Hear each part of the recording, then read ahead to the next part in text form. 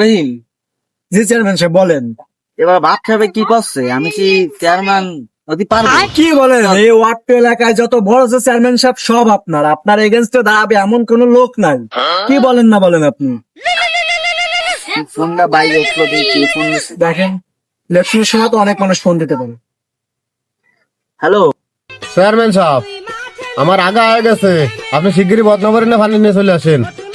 কি তুই আমারে আগার পানি নিয়ে জাতি কোষ? তোর এত বড় সাহস? চেয়ারম্যান সাহেব, আমার বাড়ি 300 ভোট আছে কিন্তু। ও তুই কবি নে তোর বাড়ি কি ভোট আছে? চেয়ারম্যান সাহেব কি হয়েছে? ও তুমি বুঝবা না, ঠিক আছে? তুমি এদিকে সামলাও, আমার একটা উপরে তো ফোন দিচ্ছে, আমার তো ইমার্জেন্সি কাজ আছে, আমি আসছি। তুমি আচ্ছা আচ্ছা, দাম সামনে সব দাম।